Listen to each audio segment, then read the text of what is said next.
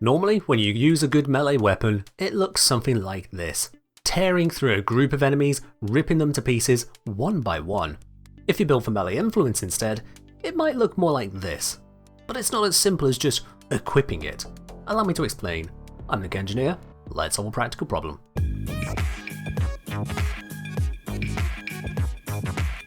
Melee Influence is one of the melee arcanes available from the Cavia shop and Albrecht Lab missions. At 7,500 standing per arcane, it's not exactly cheap to buy, but you can get a full set without any mission drops in under a week of daily standing limits. Alternatively, you can run on average 168 Fervo assassination missions, destroy 168 scathing or mocking whispers, or just buy the maxed arcane from other players. Melee Influence has a 20% chance to activate whenever you apply an electric status effect with your melee weapon, whether that's through normal status chance or a forced proc. It cannot refresh while the arcane buff is active. The result gives you up to 18 seconds of the Influence perk, dealing damage and status effects to all enemies up to 20 meters away whenever you land an elemental status effect with your melee weapon. Lower ranked arcanes have a shorter duration and a smaller radius of effect. Unlike many other status or damage spreading features in Warframe, Melee Influence is directly influenced by your weapon's elemental makeup. If you land an electric proc during the buff, it hits all enemies in range with only the electric damage on your weapon. Likewise for all other elemental damage types, that's cold, toxin, heat, magnetic, corrosive, radiation, viral, blast and gas, you only initially hit enemies in the area with the damage that matches the status proc you land. If just 5% of your weapon's damage is gas, and you land a gas proc, only 5% of the direct hit will be shared. All physical status procs are ignored by Melee Influence, preventing you from spreading impact, puncture and slash procs and damage.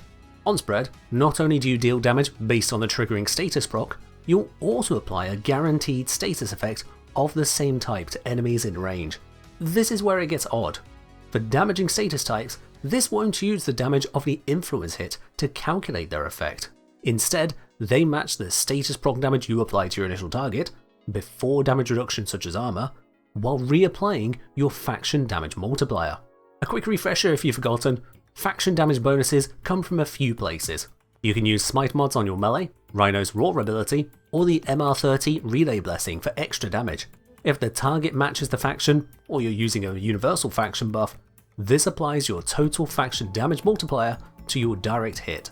For status effects generated from that hit, the faction multiplier is applied again. Now, with Melee Influence, the status effects caused from that apply the faction damage multiplier a third time. This is all multiplicative. That can lead to a hefty damage increase. Prime Smite Grineer provides a 55% bonus to your direct damage, a 140% bonus to ordinary status effect damage, and a 272% bonus to Melee Influence status effect damage. Rhino, with 200% strength, thus 100% raw bonus, would instead give a 100%, 300%, and 700% damage bonus respectively, so the direct hit, status hit, and influence status hit. As you can see, this can get a little out of hand, only we're not done yet. One of the limiting factors on most melee weapons is their follow-through stat. Regardless of how much range you get on a weapon, follow-through can ruin your multi-hit damage when you attack many enemies at once. For example, on the tonfas like the Korumm Prime, they have a 0.6 follow-through. The first enemy hit in a swing takes 100% damage, and then each enemy thereafter has the damage multiplied by the follow-through. The second enemy takes 60%, third takes 36%, then 21.6%, and so on. With 10 enemies in melee range, follow-through of 0.6 would mean the 10th enemy only takes 1% of the damage of the first enemy, and they take reduced status proc damage accordingly.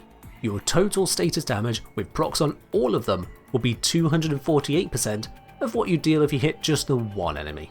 Melee Influence, however, has no such restriction. With 10 enemies in influence range, all 10 will take the full elemental status damage applied to the first enemy, applying 1000% equivalent.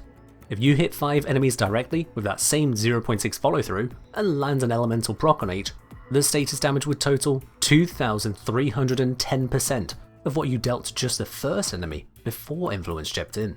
If we then bring in the faction damage multiplier once more, that 100% raw bonus would cause the status damage to explode.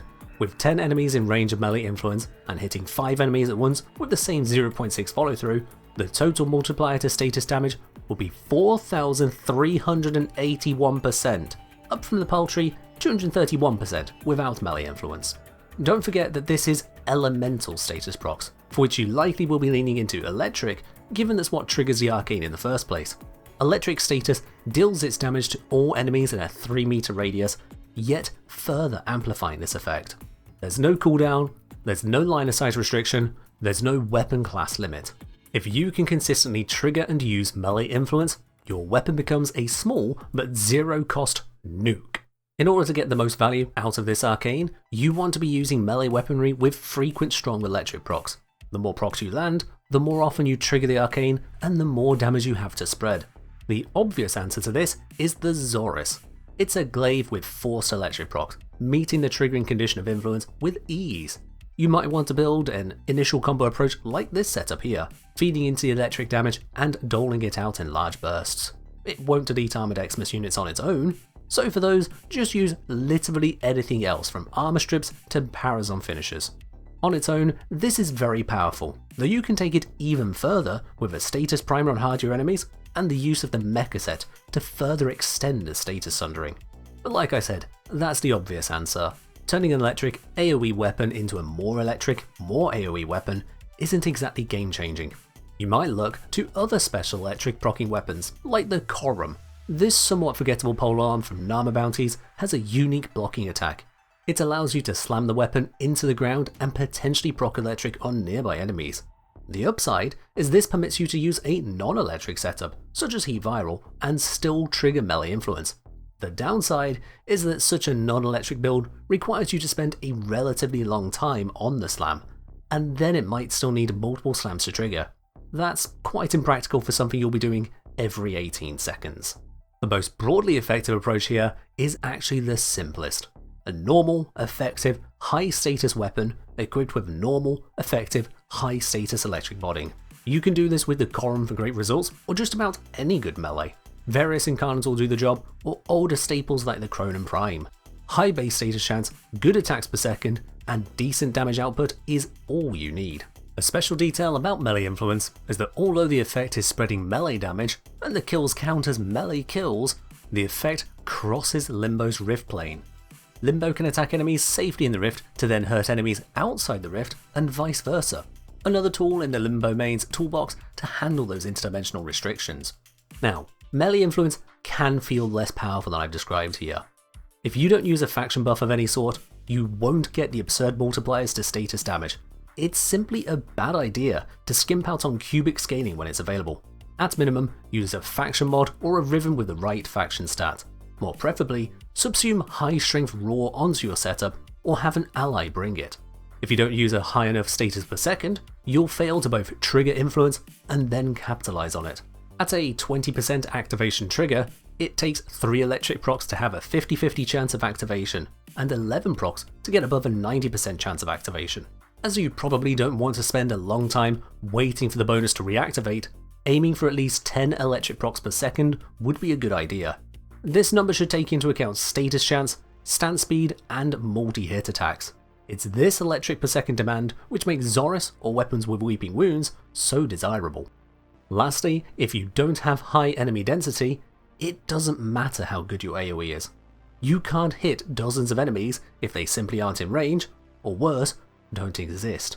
Focus on more dense missions, especially with good spawn rooms through tighter choke points, or use abilities to make enemies group up quicker.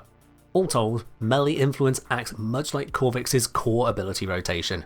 You need to set up the triggering conditions reliably, then release the nuke on a dense group of enemies. When you do, it feels unfair just how powerful the combo can be. I've showcased this in action in more depth on my live streams over on Twitch, where we also do frequent giveaways. Come for the loot and learn something to boot. That's all from me for now though, so as always, stack raw, wipe floors, and fight well, Tenno.